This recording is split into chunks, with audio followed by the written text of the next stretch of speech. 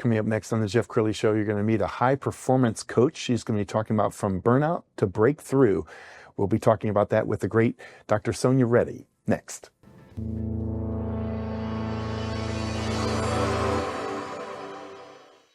Many are predicting that the worst is yet to come, which is unfortunate, said one person here.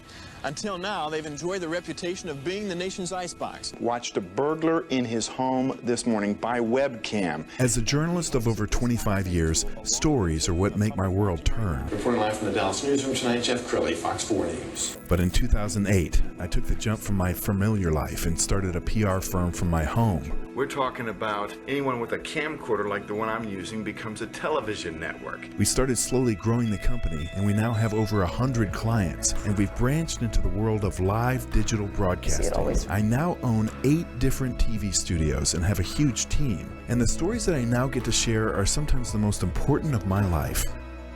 Life has a funny way of coming around full circle. This is the Jeff Crilley Show.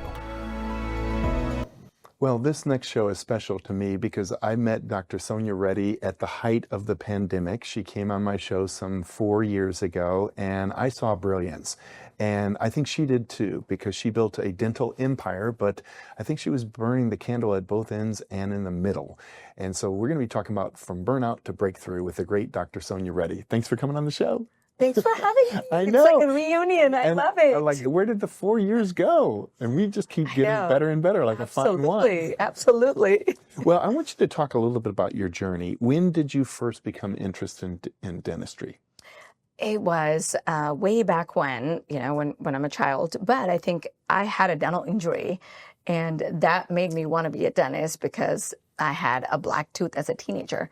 Oh, wow. In the front, like right here. No and kidding. yes, I had an accident. I was an athlete, so I played volleyball. So I had an injury, and it turned black, and nobody wanted to do anything about it. And through the teenagers, I realized how important smile is to someone. Yes. Oh, when you had that tooth issue, were you made fun of? Yes, I think so. But more than that, like I felt really conscious about my own smile. So I didn't want to smile. And you see me, I'm vibrant. I'm always smiling. And so this is like a big deal for me. I was like 12, 13, kind of evolving. And yes, people remembered me as a girl with that tooth, right? Well, so it was pretty traumatic. Well, and you're passionate about excellence, and now you coach others and lift them to the next level. We're going to talk about that in a minute. But to appreciate the journey that she's walked, let's go ahead and show this video.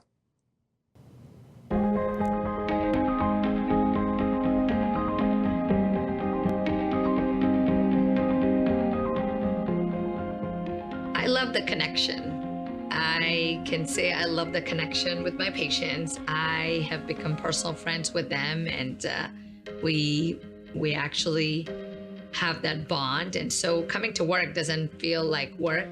It actually feels like I'm coming to meet a bunch of friends, and I love it.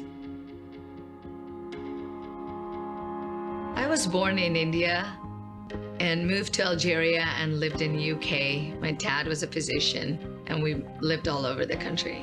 After my graduation at NYU Dental School, I put in way to open my first practice. And I loved seeing patients transforming lives. Some of them got better jobs, better relationships because of better teeth. I consider that fulfillment. I am a technology junkie. We have the most up-to-date technology. We have digital cameras to actually look at your teeth. And we have CEREC, which is a 1-hour crown. We can actually take digital impressions of your teeth, and we can mill it in one single day. And we have a 3D imaging where you actually can see your airway, your sinuses, and any issues or clinical manifestations in your TMJ as well. We believe in making our patients comfortable and making them feel at home. So we make our practice as close to your living room. And we have pillows, headphones, Netflix, you name it. We provide the entertainment while they're getting their work done. We see a lot of, I think we see a patient from 5-year-old to 80 years old or 90 years old. So we have a myriad of different patients that come in because we do provide dentures and implants for patients that can't eat or haven't even thought of eating a steak in a long time. So we provide that service, and we provide alignment of teeth for people that want cosmetic correction of their teeth that they haven't fixed it. And we provide for kids fillings and regular cleanings. If you haven't come by to say hi to us, please come by, say hello, and we want to meet you.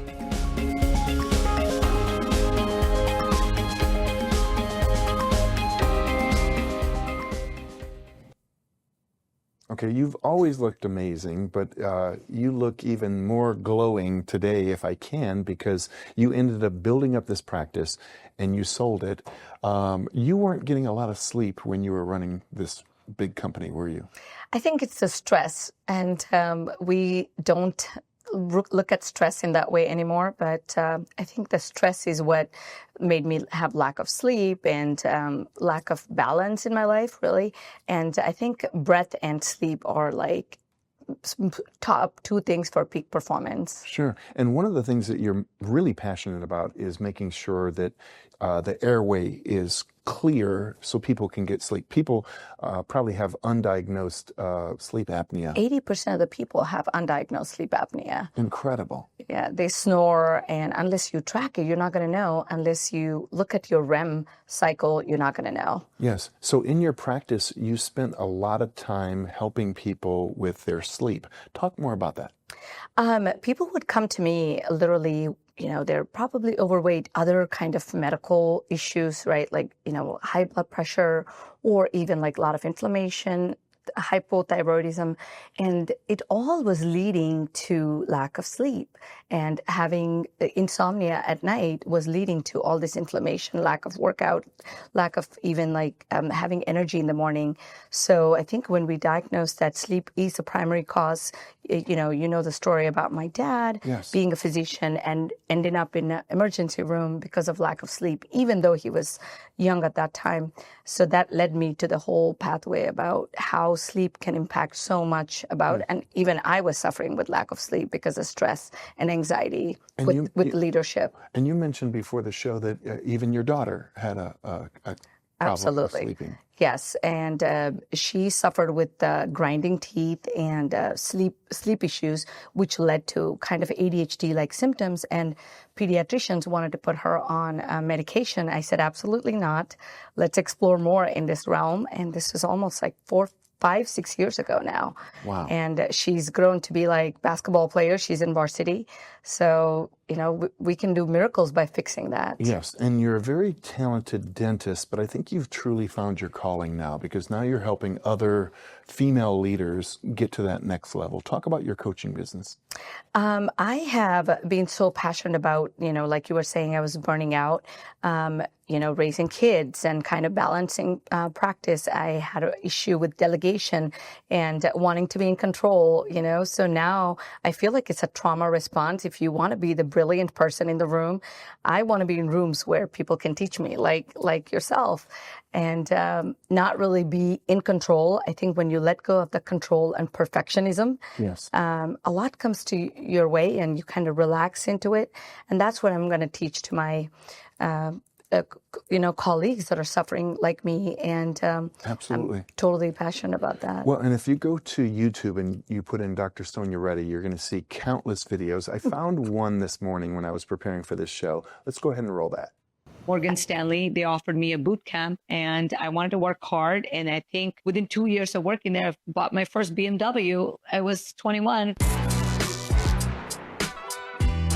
Dr. Sonya Reddy trained at the world-renowned New York University College of Dentistry. He is a leading functional dentist. Forbes has recognized Dr. Reddy as the most outstanding women in business. Her mission is to build self-confidence through their smile. What exactly is preventive dentist. Jaws are getting smaller and smaller over time because of the soft diet. So it's not developing jaws. Imagine if they are not breathing through their nose, they're not developing their facial muscles at all. And that causes ADHD, lack of sleep in kids. I'm a case of orthodontist, pulled out 4 teeth. I needed to have wider arches. So I suffered with like lack of sleep, under eye circles. And later on, like I think 3 years ago, I fixed myself. Transcend into you becoming a high performance coach. What are the things that you do with the CEOs? Make connections with the CEOs, which is like people that are opening offices by themselves. There's a lot of pressure on them. So while I was talking, I felt there was a need again. So it comes with high stakes. So many people who are into biohacking, into longevity. I truly believe in the one biohack, the cold therapy. If I have to like look back and say one thing to myself, it's like, don't feel so guilty about yourself, because we constantly work around mom's guilt. I still have it. Like I say that out loud. I have it too. Yeah, we have it. And have you heard of dad's guilt? I don't think so.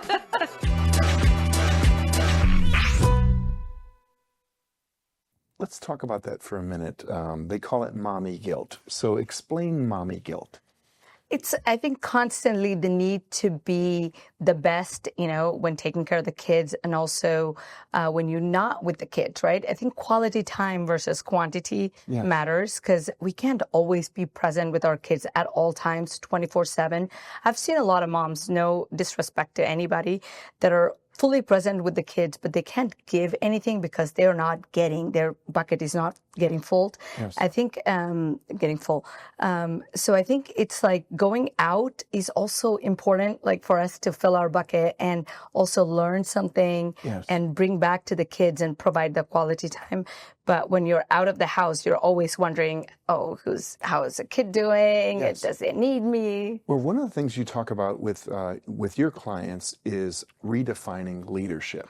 So talk about the feminine power.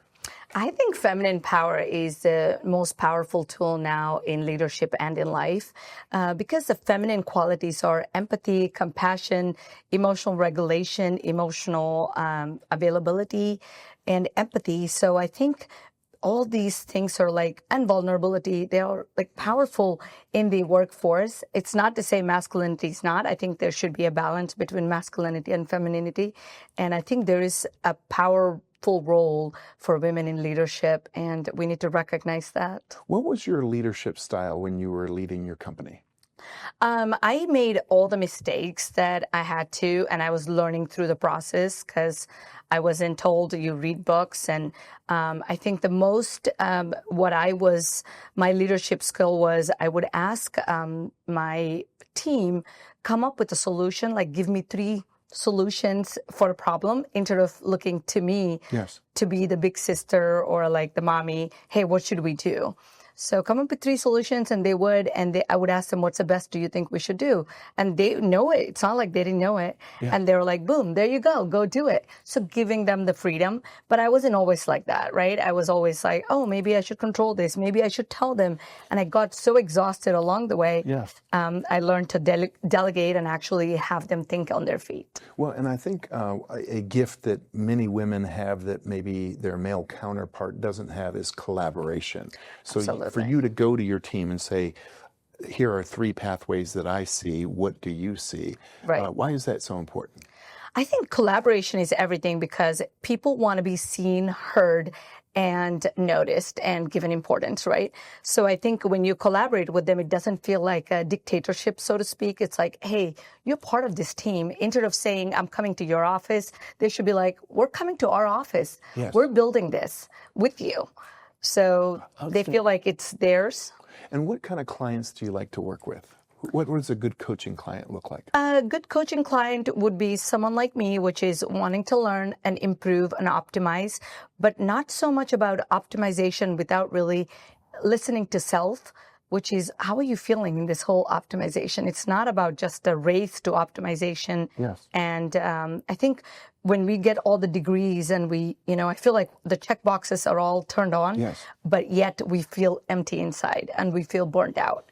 So why is that? And if someone can help them keep the burnout from happening, they can probably go to higher performances. And Dr. Reddy, why is it important to get an accountability partner like you? Because, you could go to Amazon and put in top 10 leadership books and read as many books as you want. But having a coach saying, here are some deadlines, here are some things that you said that you wanted to accomplish. How are you doing on that checklist? I love this question. What I have seen is when you have a coach, they hold you accountable to the action items, and you really, as a coach, you listen to them, right? There's probably 10 things on their mind, or 15.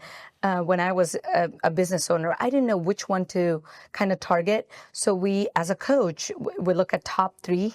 Let's optimize those and improve that. And then we just have like a tiny action items and then a follow through. Yes. You can read a book and then you can have 10 things and then you forget tomorrow because you just have to run to your family and your kids and your CE courses that you're taking. Well, and a coach can also see your blind spots. So there you go. If you're running a company and you have a team, your team is not always feeling permission to say, hey, boss, I think we should go this way, or you're messing up. I mean, often they're just turning to you as the leader. A coach can actually say, hey, have you thought about solving the problem this way? This way, and give them ideas.